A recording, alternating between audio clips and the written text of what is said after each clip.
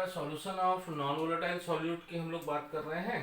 पिछली बार जो volatile solute है उसके साथ में हमने देखा था। अब फिर से इसको समझो बेटा कि आपने प्योर सॉल्वेंट लिया,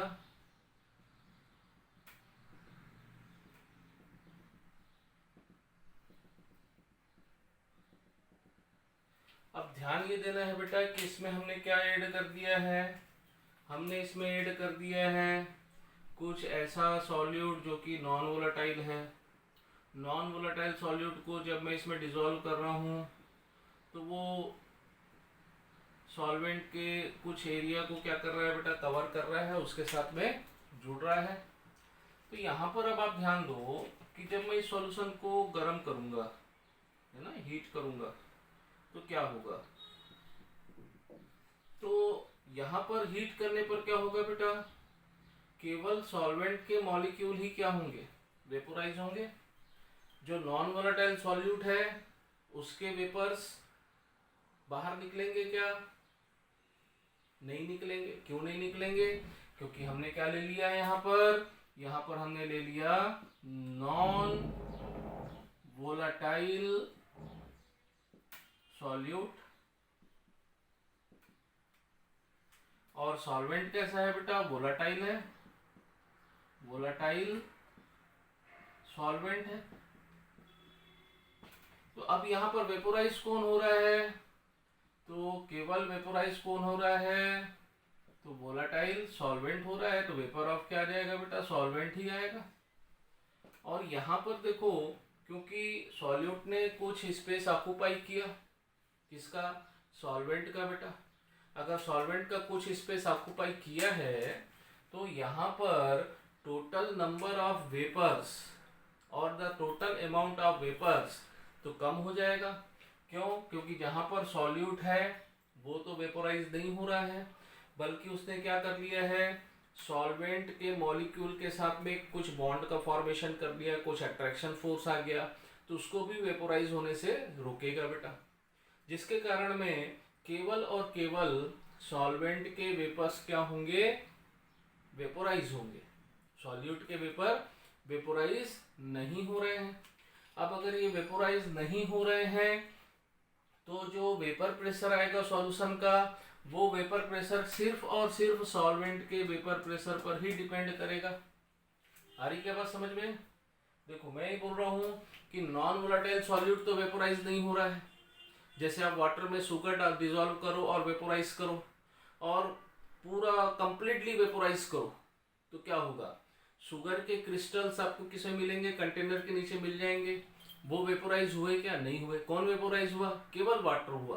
तो एट अ टाइम जो वाटर के मॉलिक्यूल वेपोराइज हो रहे हैं वो at a time comparatively pure solvent के कंपैरिजन में तो कम होंगे। क्यों, क्योंकि वहां पे शुगर प्रेजेंट है जो सॉल्वेंट के मॉलिक्यूल को वेपोराइज होने से रोकेंगे। सो जो वेपर प्रेशर आएगा वो भी किसका आएगा बेटा, सिर्फ और सिर्फ सॉल्वेंट दैट मीन्स वाटर का ही आएगा। शुगर का तो वेपर प्रेशर नहीं आना है। अगर शुगर का वेपर प्रेशर नहीं आ रहा है और मैंने सॉल्यूशन बोला हुआ है, तो सॉल्यूशन का वेपर प्रेशर उस सॉल्वेंट के वेपर प्रेशर पर ही तो डिपेंड करेगा। तो राउल्ट्स लॉ ये बोलता है बेटा कि वेपर प्रेशर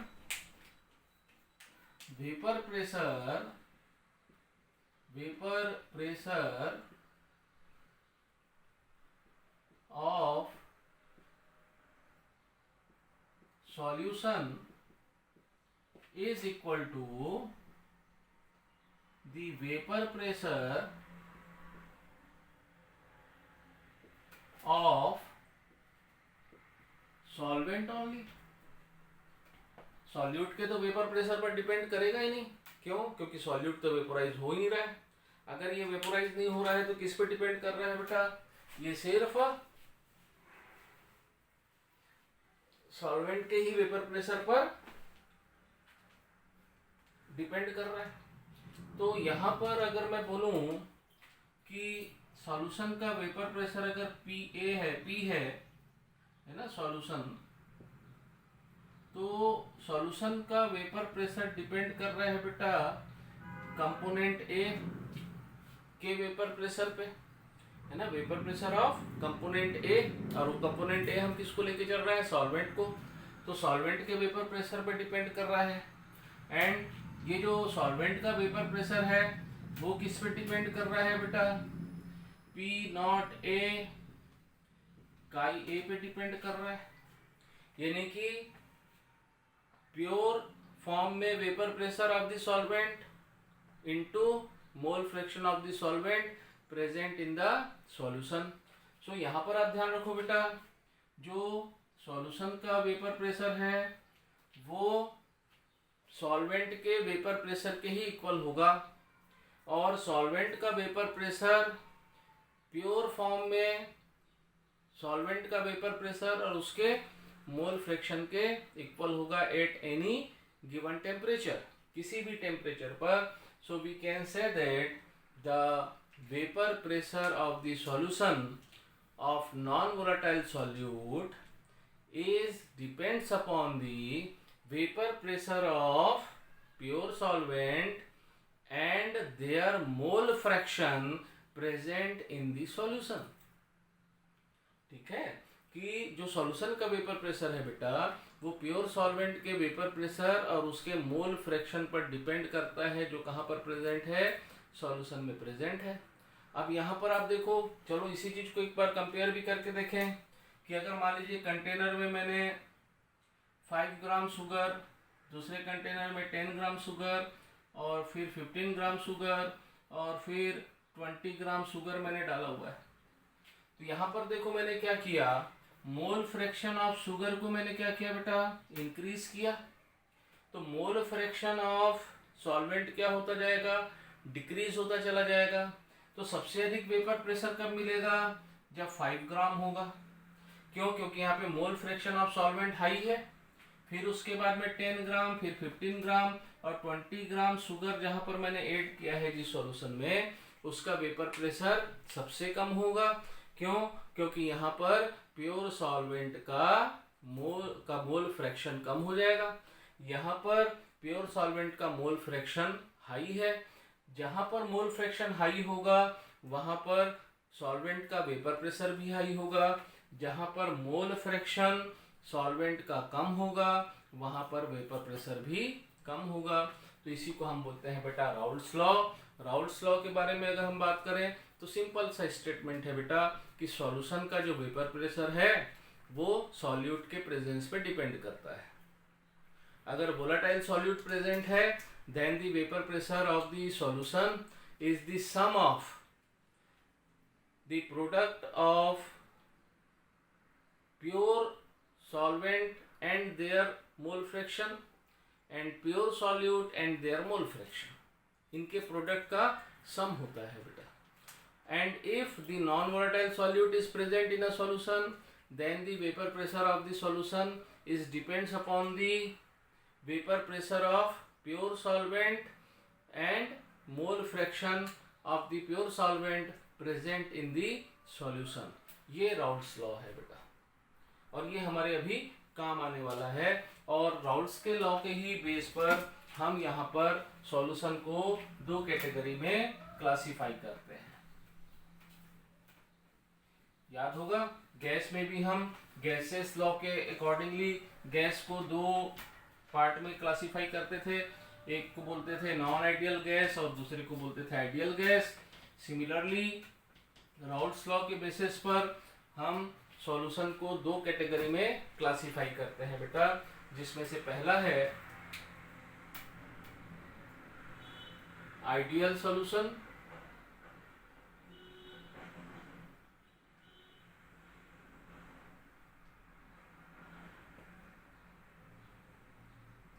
अब देखो आइडियल सॉल्यूशन क्या है, the solution which obeys Raoult's law at any concentration of the solution is called ideal solution।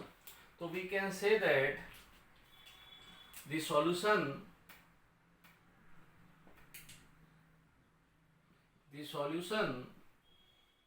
which obey Raoult's law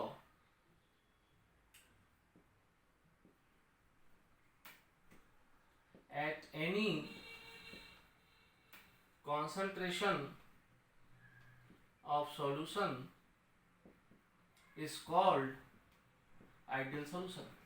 किसी भी कॉन्सेंट्रेशन पे अगर कोई सॉल्यूशन राउल्ट्स लॉ को फॉलो करता है बेटा, तो वो क्या होगा, हमेशा आइडियल सॉल्यूशन होगा। इसके लिए कंडीशंस की बात करें, कंडीशंस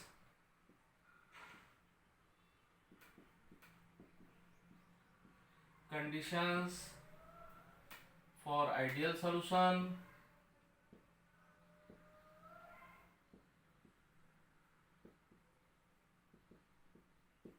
अब कंडीशंस क्या है बेटा, तो पहला कंडीशन है कंडीशन नंबर 1, ओबे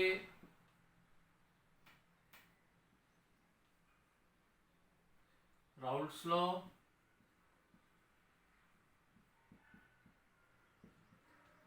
अब राउल्ट्स लॉ को ओबे करना है, मतलब क्या होगा बेटा, P A is equal to P not A X A और chi A and P B is equal to P not B chi B. इसको फॉलो करना चाहिए। मतलब जो सॉल्यूशन का प्रेशर है वो प्योर सॉल्वेंट और उसके मोल फ्रैक्शन के प्रेशर के इक्वल हो, या फिर प्योर सॉल्यूट और उसके मोल फ्रैक्शन के इक्वल हो जाए बेटा।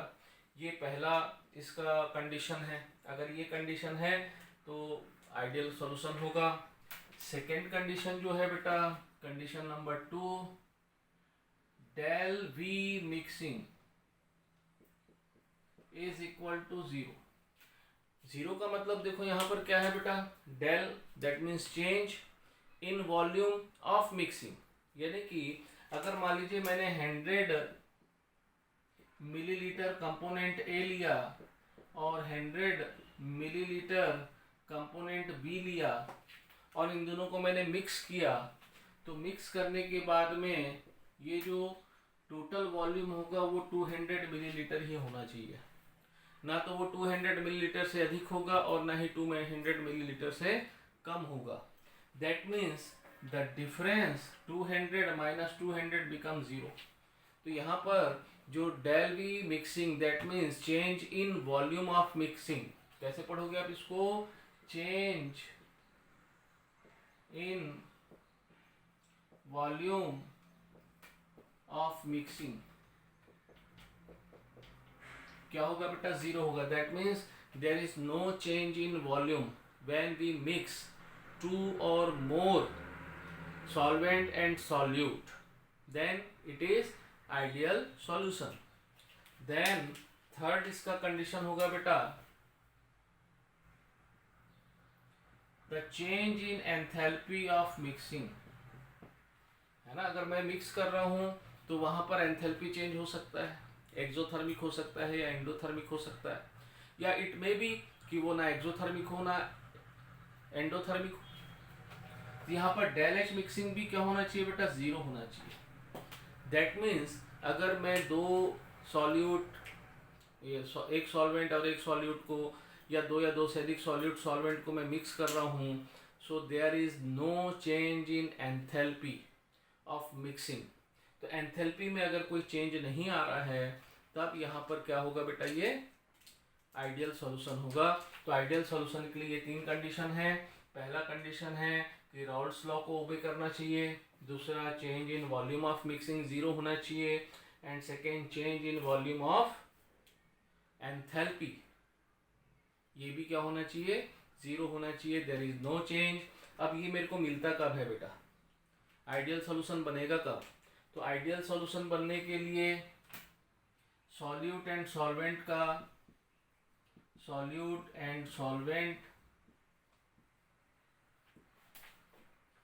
नेचर, इंटरेक्शन फोर्स,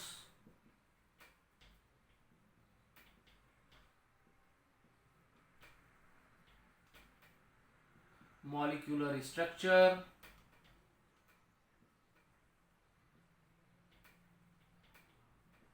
क्या होना चाहिए बेटा, सेम होना चाहिए। अगर nature, interaction force and molecular structure approximately same है तो मेरे को वहां पर क्या मिल सकता है, आइडियल सॉल्यूशन मिल सकता है। जैसे फॉर एग्जांपल कि अगर मान लीजिए मैंने ले लिया C6H6 बेंजीन और इसके साथ में मैंने मिला दिया टॉलुइन C6H5CH3, ये क्या है टॉलुइन, ये क्या है बेंजीन। तो नेचर लगभग सिमिलर है, दोनों हाइड्रोकार्बन है, तो जो मॉलिक्यूलर स्ट्रक्चर भी मेरे को सिमिलर दिखाई दे रहा है और इंटरेक्शन फोर्स भी सिमिलर दिखाई दे रहा है। तो जहाँ पर ये चीज़ें सिमिलर दिखाई देंगी आइडियल सॉल्यूशन बन सकता है। और एग्जांपल देख लो कि अगर मैंने क्लोरो इथेन और ब्रोमो इथेन को मैंने मिलाया तो यहाँ पर C2H5 दोनों में सिमिलर है, यहाँ क्लोरीन है और यहाँ पर ब्रोमीन है। तो क्लोरीन और bromine both are electronegative in nature, तो जो इंटरेक्शन फोर्स हैं वो भी अप्रॉक्सीमेटली सिमिलर होंगे, नेचर भी सिमिलर होगा और मॉलिक्यूलर स्ट्रक्चर भी सिमिलर होगा बेटा। तो जहाँ पर मेरे पास में similar type of solute and solvent दिखाई देते हैं वो क्या हो जाते हैं मेरे पास में, वो बना लेते हैं बेटा आइडियल सॉल्यूशन का फॉर्मेशन कर लेते हैं। अगर आप और देखो इसमें तो बहुत सारी चीज़ें हैं, जैसे मैंने ClBr लिया तो आप यहाँ पे C2H5Br और I ले लोगे तो बनेगा कि नहीं बनेगा,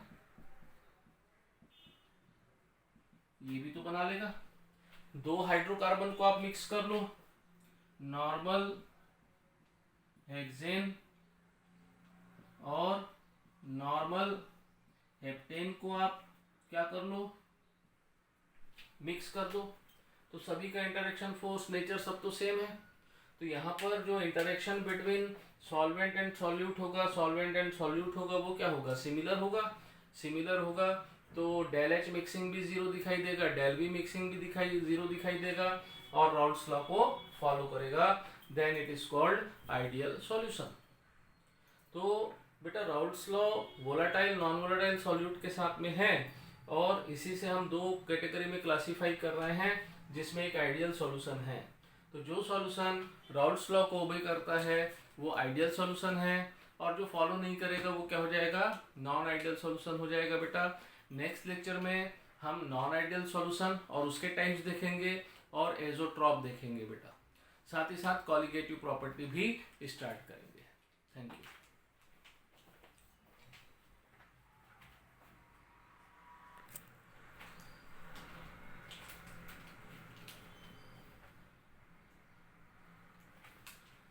तो बेटा आइडियल सॉल्यूशन हम लोगों ने देखा था, अभी हम आगे बढ़ते हुए नॉन आइडियल सॉल्यूशन में बात करेंगे, है ना। जो सेकेंड टाइप होगा वो होगा नॉन आइडियल सॉल्यूशन।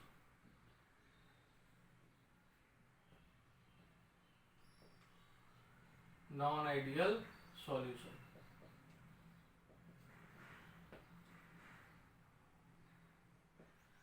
अब देखो आइडियल सॉल्यूशन को हमने क्या बोला, जो राउल्ट्स लॉ को ओबे कर रहा है at any concentration is called ideal solution. तो नॉन आइडियल सॉल्यूशन क्या होगा बेटा, which do not obey Raoult's law at any concentration of the solution. So we can say that the solution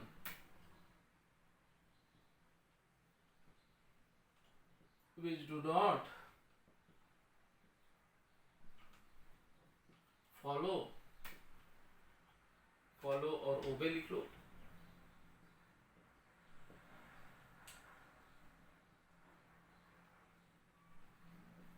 Raoult's law at any concentration of solution is called non-ideal solution।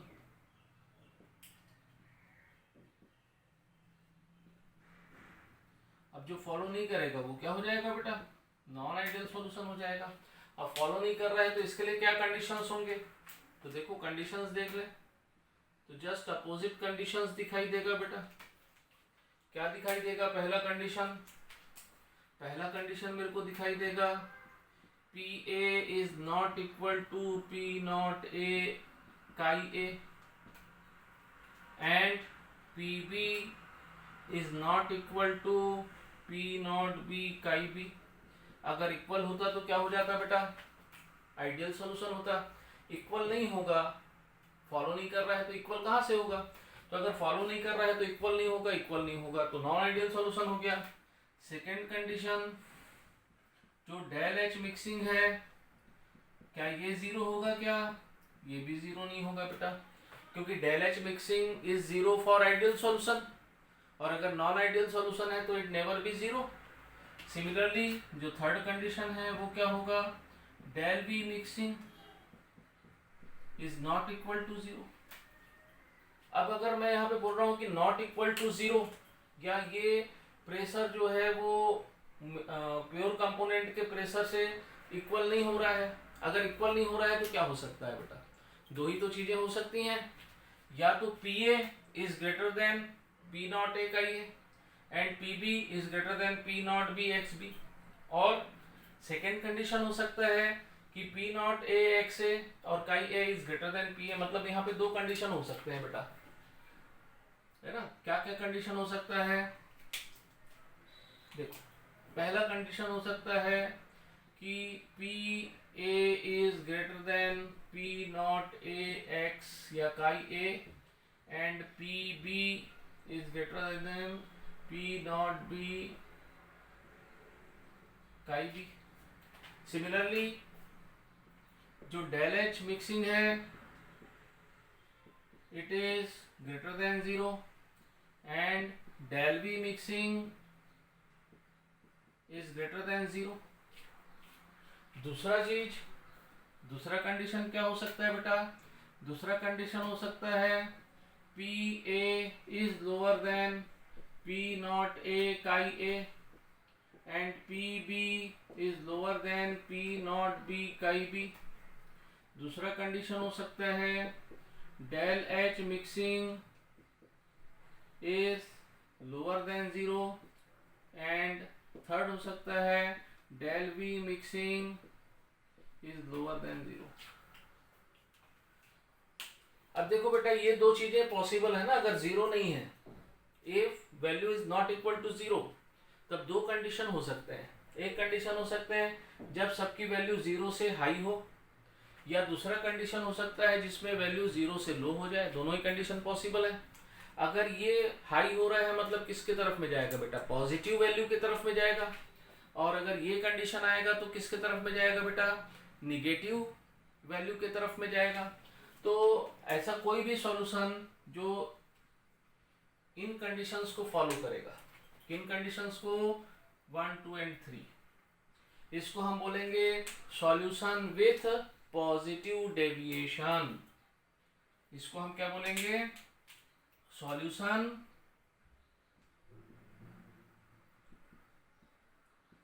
Of positive deviation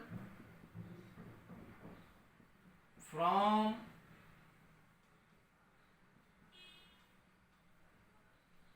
Raoult's law.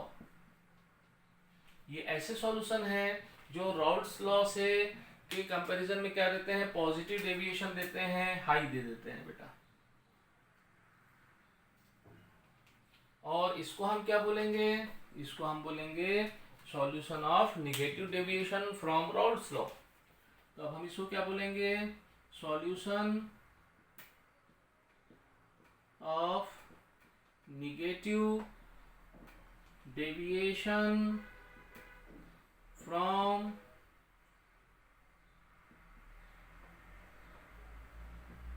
Raoult's law. तो ये Raoult's law से negative deviation देंगे, that means value उससे कम होगी जो Raoult's law से आनी है।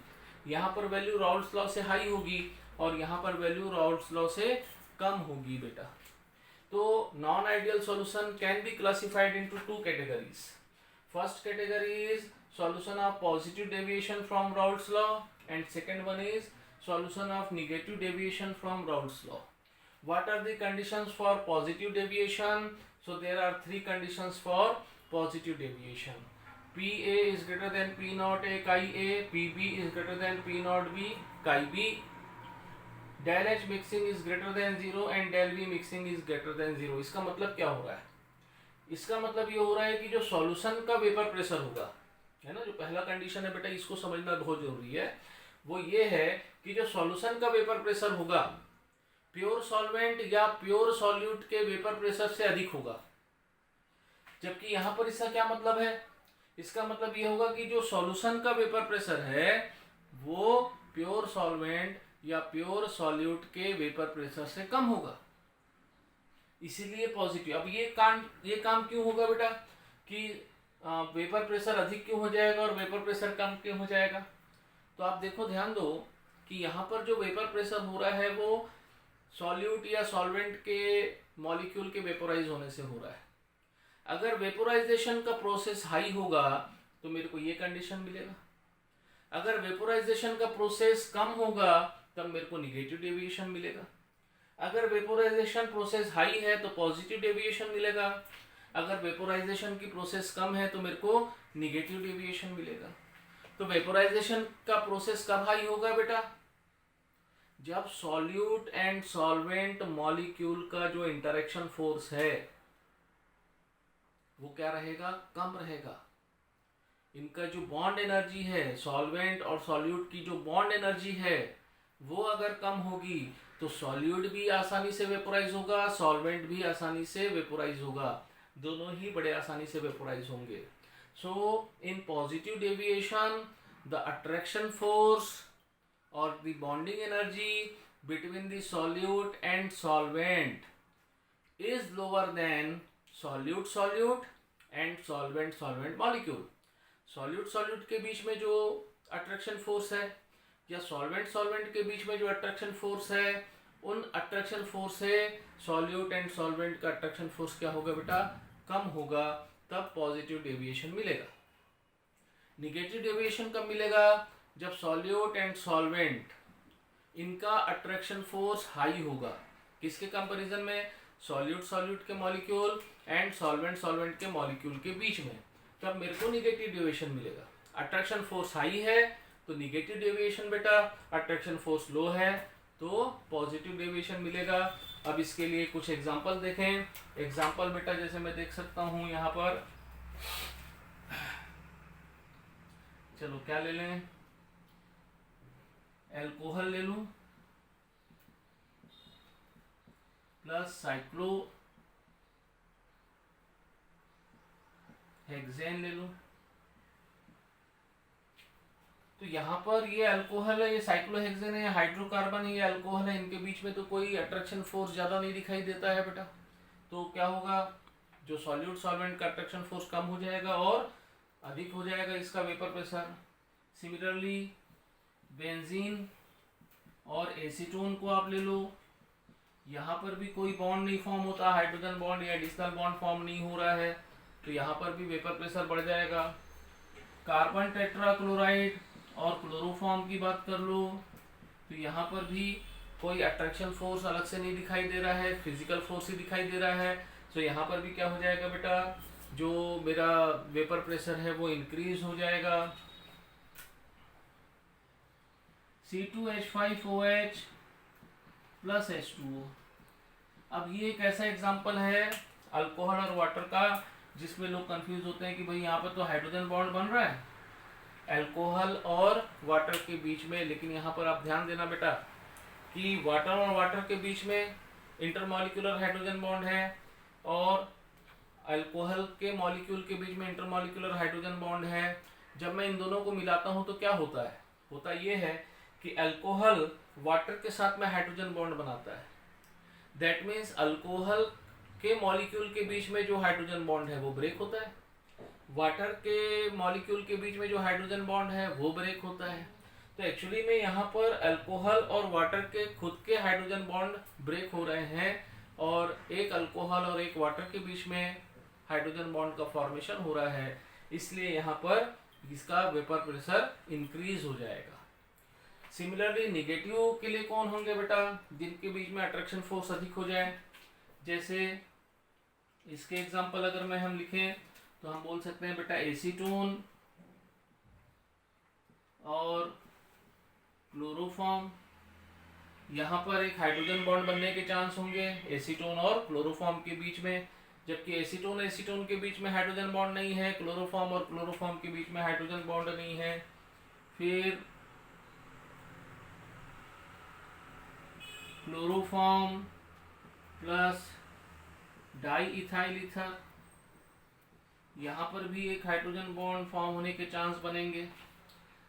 वाटर और नाइट्रिक एसिड, वाटर और हाइड्रोक्लोरिक एसिड, इनके बीच में भी हाइड्रोजन बॉन्ड बनने के चांसेस होंगे, तो ये निगेटिव डेविएशन देगा बेटा। यहाँ पर एडिशनल बॉन्ड बन रहे हैं, यहाँ पर एडिशनल बॉन्ड बन तो रहा है बट पुराने बॉन्ड टूट भी रहे हैं बेटा, जबकि यहाँ पर केवल एडिशनल बॉन्ड बन रहा है, पुराना बॉन्ड नहीं टूट रहा है। So that is why it solution can be classified into two categories: non-ideal solution, positive deviation solution and negative deviation solution बेटा। तो ये है मेरा Raoult's law and types of solution. ठीक है, नेक्स्ट क्लास में हम कॉलिगेटिव प्रॉपर्टी की स्टडी करेंगे।